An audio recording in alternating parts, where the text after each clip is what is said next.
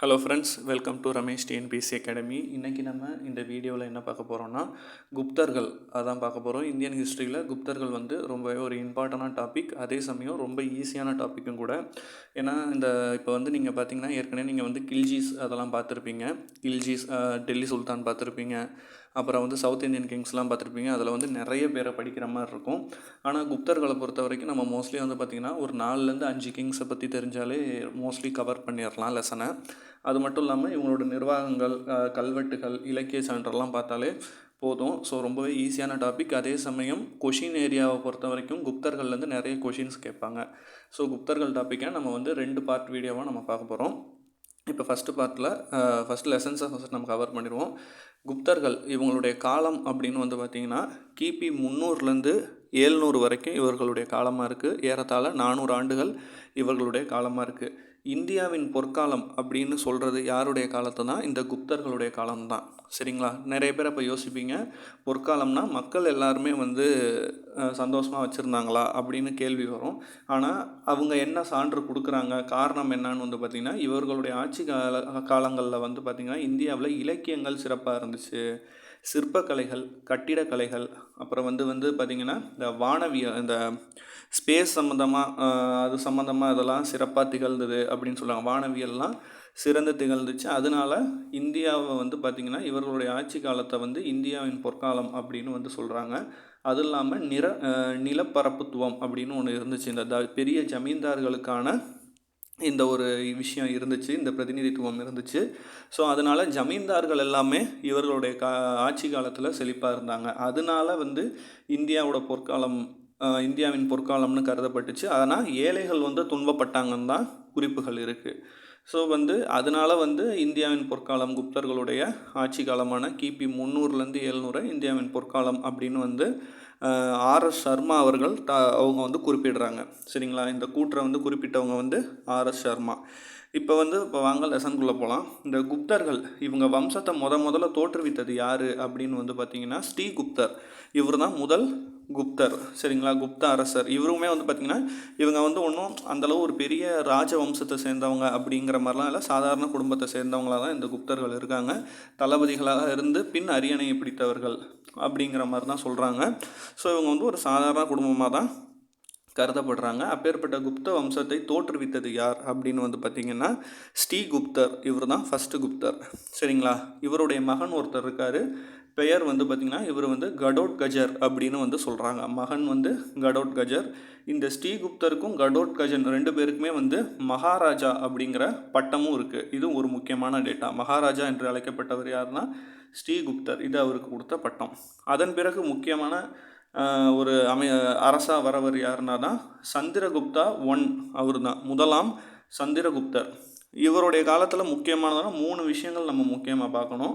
ஒன்று பார்த்திங்கன்னா மெவுர்லி கல்வெட்டு. இந்த மெவுர்லி கல்வெட்டு ரொம்ப முக்கியமான ஒன்று.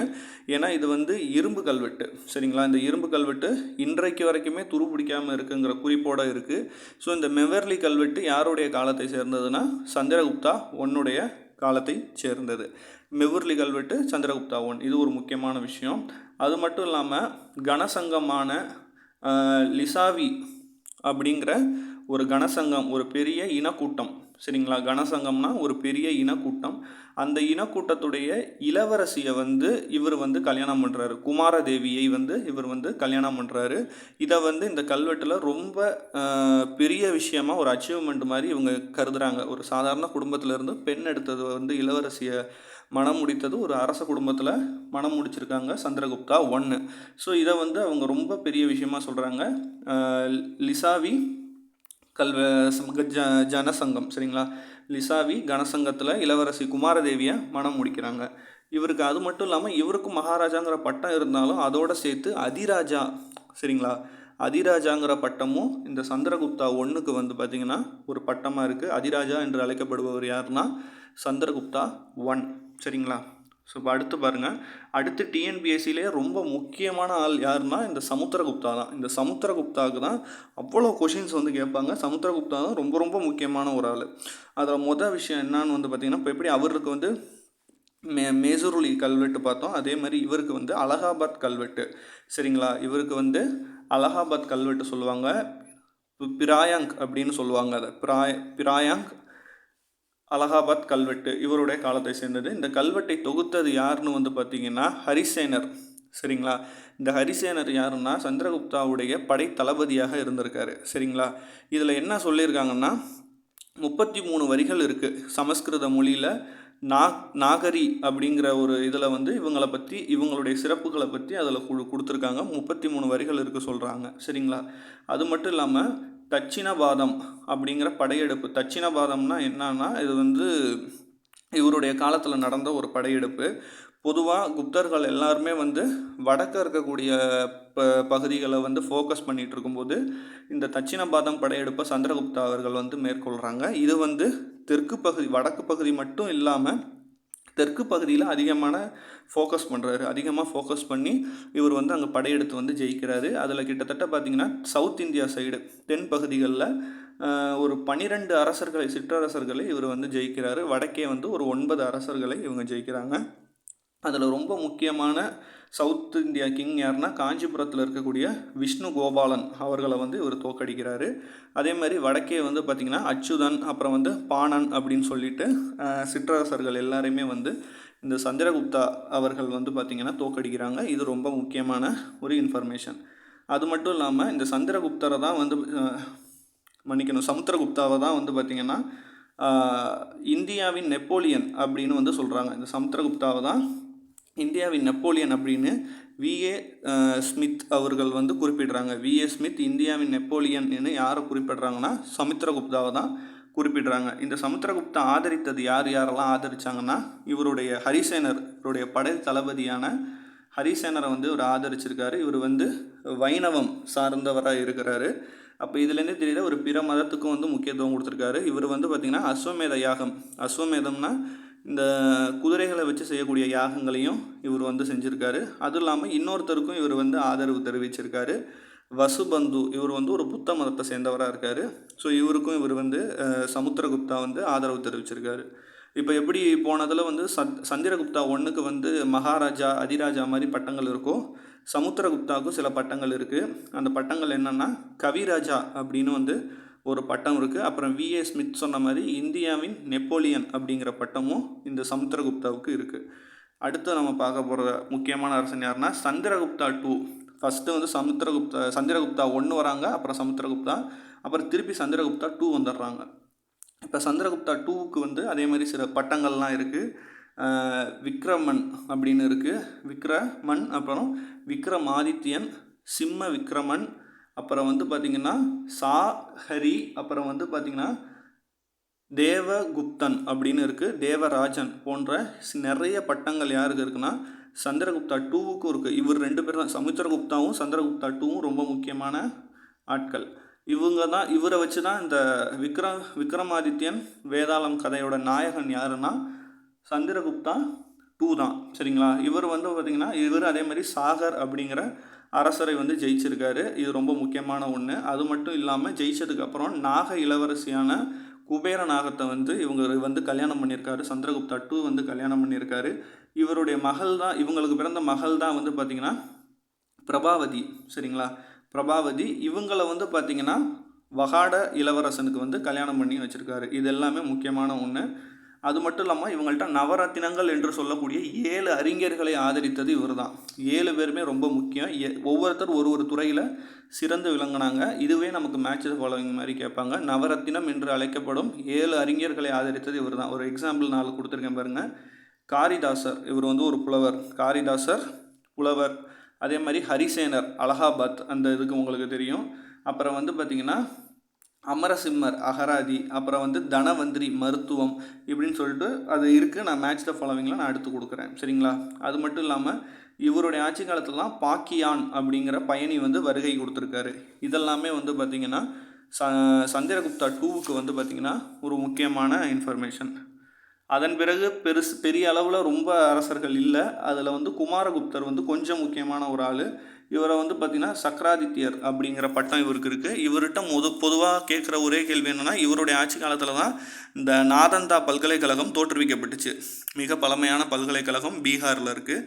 அந்த நாலந்தா பல்கலைக்கழகத்தை தோற்றுவித்தது யார் அப்படின்னு கேட்பாங்க. குமார குப்தா. அடுத்து வந்து ஸ்கந்தகுப்தா, அவர் கொஞ்சம் முக்கியமான ஒரு ஆள். பிடாரி ஒற்றை தூண் கல்வெட்டு, அது இவரை குறிக்கும். இப்போ எப்படி அலகாபாத் கல்வெட்டு அப்படின்னா நம்ம யாரை சொல்லுவோம்? அலகாபாத் கல்வெட்டுனா சமுத்திரகுப்தா. இதே மாதிரி மெஹரூலி கல்வெட்டுனா சந்திரகுப்தா 1. அதே மாதிரி பிடாரி ஒற்றைக்கல் தூண் கல்வெட்டுனா ஸ்கந்தகுப்தா. சரிங்களா? அதே மாதிரி உதயகிரி, அப்புறம் வந்து மதுரா, அந்த கல்வெட்டெல்லாம் சமுத்திரகுப்தா 2. இப்படி ஒவ்வொருத்தருக்கும் ஒரு இது இருக்குது. அதே மாதிரி ஈரான் தூள் கல்வெட்டுன்னா புத்தகுப்தா அப்படின்னு ஒருத்தர் இருக்கார். ஸோ மேட்ச் த ஃபாலோவிங்க்கு இது கேட்பாங்க. சரிங்களா? அடுத்து வந்து இவர் வந்து ஷீனர்கள் அப்படிங்கிற மக்களை படைகளை வந்து தோக்கடிச்சிருக்காரு. அதன் பிறகு பாலாதித்யர் அப்படின்னு ஒருத்தர் இருக்கார். இவர் வந்து பார்த்திங்கன்னா இவர் வந்து ஒன்றும் அந்தளவு இல்லை. பாலாதித்யர் வந்து பார்த்திங்கன்னா மிகிரகுலர் அப்படிங்கிற இடத்துல வந்து தோல்வி அடைஞ்சிருக்காரு. இறுதியாக கடைசியாக வந்து விஷ்ணுகுப்தர், இவரோட வந்து பார்த்திங்கன்னா குப்த வம்சமே வந்து முடிவு வருது. இதே பெறுது. குப்த மன்னர்களுடைய அந்த இதே வந்து சாம்ராஜ்யமே முடிவு வருது. கடைசி குப்த அரசன் யாருன்னா அது விஷ்ணுகுப்தர் தான். சரிங்களா? ஸோ இப்போ வந்து நம்ம இந்த அரசர்களை பற்றிலாம் பார்த்துட்டோம். நம்ம இனிமேல் அடுத்தடுத்து பார்க்க போகிறது மோஸ்ட்லி கொஷின் அரசர்களை பற்றி கேட்பாங்க. அடுத்து இவங்கள்ட்ட இருக்க இலக்கிய சான்று, நாணய சான்று, கல்வெட்டுகள், அப்புறம் வந்து செப்பு பட்டயம், நிர்வாகம், அதிகாரிகளுக்கு என்னென்ன பேர், நிலவகை, அந்த நவரத்தின மந்திரிகளுடைய பெயர், அப்புறம் வந்து குடவரை கோவில்கள் இவங்க ஆட்சி காலத்தில் எப்படி இருந்துச்சு, கலைகள், வரிகள் என்ன போட்டாங்க, நிலக்குடையெல்லாம் கேட்பாங்க. இதில் என்ன கொஷின் வரும்? ரொம்ப ஈஸியாக தான் இருக்கும். வாங்க பார்ப்போம். ஃபஸ்ட்டு இலக்கிய சான்றுகள் பார்த்துருவோம். ஸ்மிருதிகள் இவங்களா இதில் நிறையவே இருந்துச்சு. வழிபட்ட தெய்வங்களுடைய இது ஸ்மிருதிகள்லாம் சொன்னாங்க. ஸ்மிருதின்னு சொல்லுவாங்க. நாரதர் ஸ்மிருதி இருந்துச்சு, விஷ்ணு ஸ்மிருதி இருந்துச்சு, அப்புறம் வந்து பிரகஸ்வதி, அப்புறம் வந்து காத்தியாயனா அப்படின்னு ஸ்மிருதிகள்லாம் இவங்களுடைய இலக்கிய சான்றுகளில் இருந்துச்சு. அதன் பிறகு விசாகதத்தருடைய முத்து ராட்சசம், அப்புறம் வந்து தேவி சந்திரகுப்தம் அப்படிங்கிற நூல்கள்லாம் இவர் ஏற்றியிருக்காரு. அதே மாதிரி காளிதாசர், இவருக்கு தான் நிறைய நூல்கள் இதுலேருந்து கொஷின்ஸ் வரும். அப்புறம் வந்து சாகுந்தலம், மேகதூதம், ரிஷசாரம் அப்படின்னு இருக்குது. ரிஷி மணிக்கணும் ரிதுஷாரம் பேரே எனக்கு டக்கு இந்த ஷானாவில் ரொம்ப குழப்புது. ரகுவம்சம், அப்புறம் வந்து பார்த்திங்கன்னா குமார சம்பவம், விக்ர மூவசியம், அப்புறம் வந்து பார்த்திங்கன்னா மாலவிகானி மித்ரம் அப்படின்னு சொல்லிட்டு இத்தனை இலக்கிய சான்றுகள் அவருக்கு இருக்குது. இப்போ அவங்க பேரை சொல்கிறது தான் கொஞ்சம் கஷ்டமாக இருக்குது. அடுத்து வந்து காமந்தகர், அவர் வந்து பார்த்திங்கன்னா இவருக்கு வந்து நீதிசாரம். சரிங்களா? இதெல்லாம் முக்கிய இலக்கிய சான்றுகள். சரிங்களா? இதெல்லாம் பாருங்கள். இதெல்லாம் மேட்ச்சில் கண்டிப்பாக கேட்பாங்க. அடுத்து நாணயங்களை பொறுத்த வரைக்கும் இவர் தான் வந்து பார்த்திங்கன்னா வெள்ளி நாணயங்கள் வெளியிட்ட முதல் குப்தர் யாருன்னா 2ஆம் சமுத்திரகுப்தர். இவர் தான், அவருடைய ஆட்சி காலத்தில் தான் 2ஆம் சமுத்திரகுப்தர் தான் வந்து பார்த்திங்கன்னா வெள்ளி நாணயங்களை வந்து வெளியிட்ட முதல் குப்தர். இது கொஷினில் கேட்பாங்க. அந்த நாணயங்களில் வீணை வாசிப்பது போல் ஒரு சிம்பிள் கொடுத்துருப்பாங்க. அது யாரை குறிக்கும்னா சமுத்திரகுப்தாவை குறிக்கும். சரிங்களா? அடுத்து கல்வெட்டுகள், இது மேட்ச் த ஃபாலோவிங்கில் கேட்பாங்க. கல்வெட்டுகள் மேட்ச் த ஃபாலோவிங்கில் அடிக்கடி வரும்.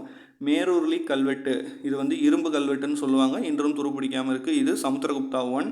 அலகாபாத் பிராயாங் கல்வெட்டு, இது வந்து மன்னிக்கணும், மேரூர்லி கல்வெட்டு வந்து சந்திரகுப்தா 1, அலகாபாத் கல்வெட்டு சமுத்திரகுப்தா. சரிங்களா? உதயகிரி, மதுரா, சாஞ்சி கல்வெட்டு வந்து பார்த்திங்கன்னா சந்திரகுப்தா 2. சரிங்களா? அடுத்து பிடாரி ஒற்றைக்கல் தூண் வந்து ஸ்கந்தகுப்தா. ஈரான் தூண் கல்வெட்டு புத்தகுப்தா. இந்த 5மே பார்த்துங்க. இதுலேருந்து மேட்ச் த ஃபாலோவிங் கண்டிப்பாக வரும். அதன் பிறகு இவருடைய ஆட்சி காலத்தில் இருந்த செப்பு பட்டயம். சரிங்களா? இது வந்து மதுபான், அப்புறம் வந்து பார்த்திங்கன்னா சோனாபட் அப்படின்னு வந்து சொல்லுவாங்க. சரிங்களா? ஸோ குப்தர்கள் வந்து ரொம்ப ஈஸியான ஒரு டாபிக் தான். மோஸ்ட்லி இதிலே நம்ம கவர் பண்ணிட்டோம். நெக்ஸ்ட் வீடியோவில் ரொம்ப